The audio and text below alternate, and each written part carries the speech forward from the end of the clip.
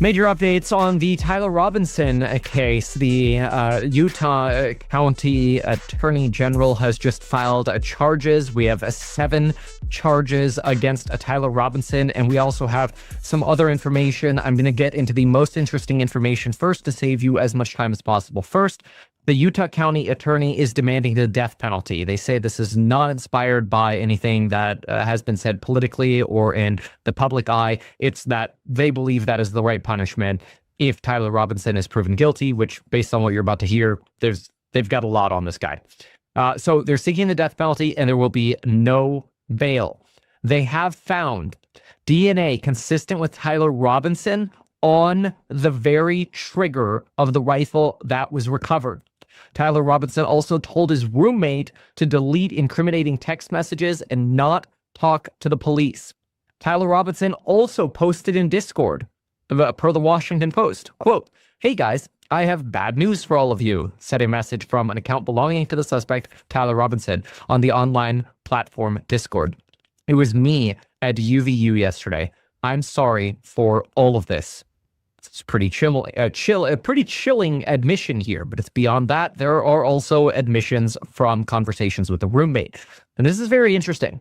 We'll go through the counts and all that in just a moment, but from the moment of the shooting, apparently a UVU officer immediately scanned the roofline and went to where that roofline was.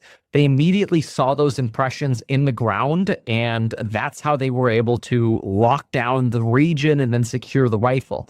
Apparently, where the rifle was found, Robinson ended up going to change his clothes, and he meant to retrieve the rifle later, but never did. He was never.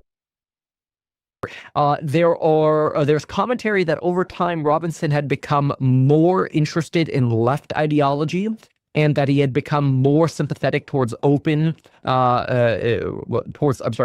gay and transgender issues. Then he started to date his roommate, who the Utah County Attorney General's office is now saying is a biological male and is trans.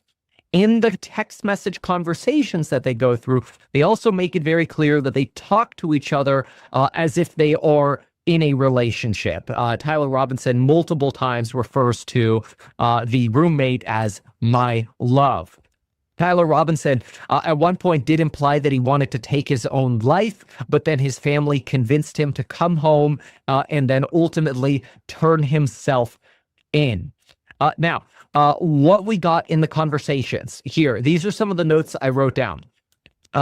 So he says, "Drop what you're doing, look under my keyboard. I had the opportunity to take out Charlie Kirk, and I have the opportunity to take out Charlie Kirk, and I'm going to take it." I'll have to fix that. I wrote this down really fast as they were going through it in the press briefing.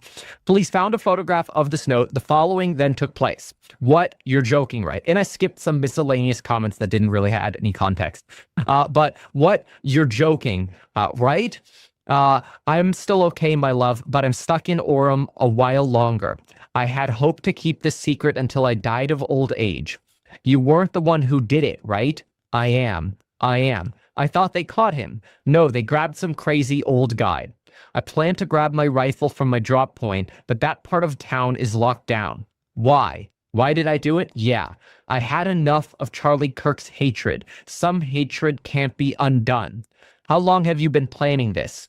A bit over a week. This, by the way, I think is really interesting because it shows you how rapidly these things can evolve. It's not like this person was planning this for years and it would have been easier to intervene in. Obviously there are clear mental health issues that the individual has, but this all spawned very, very quickly, right?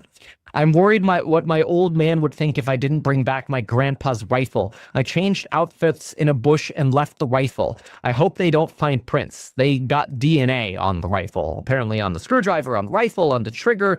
It doesn't look good for Tyler Robinson. Now, obviously innocent until proven guilty, but all these text messages and the DNA evidence that they say matches Tyler Robinson, it just doesn't sound good. messages.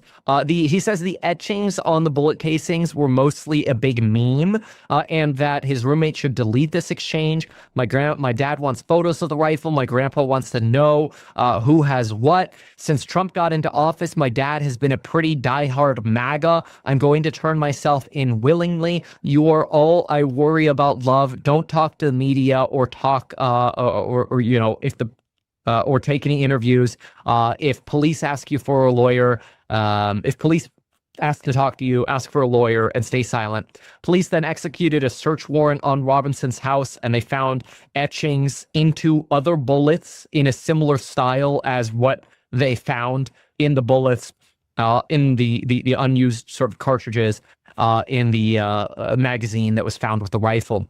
The conversation really makes it clear that they're in a relationship. It makes it clear that this person sort of snapped over the last week, maybe saw that Charlie Kirk was coming to this campus and, you know, took that opportunity at the time, which is really sad and scary to think about how quickly this could evolve, because it sort of minimizes the time for society to be able to actually identify and solve these sort of issues or intervene with these issues.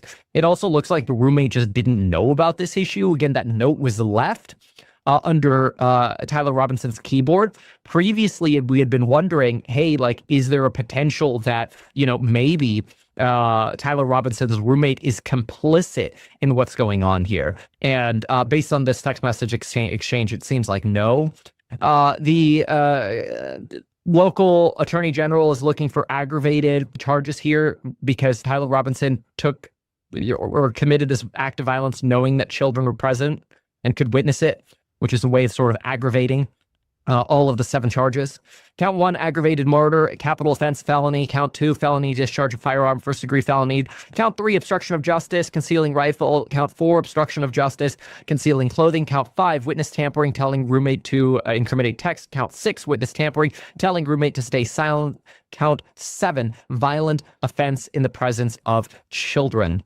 He will be making his first appearance today at 3 p.m. in Utah County and is being held without bail. Again, they are seeking the death penalty. And gives you a full update on the latest on the Kirk assassin.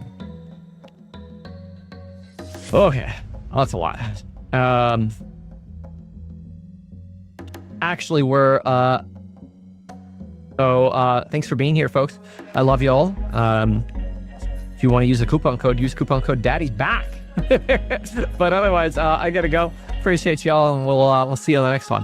Why not advertise these things that you told us here? I feel like nobody else knows about this. We'll try a little advertising and see how it goes. Congratulations, man. You have done so much. People love you. People look up to you. Kevin Paffrath there, financial analyst and YouTuber. Meet Kevin. Always great to get your take.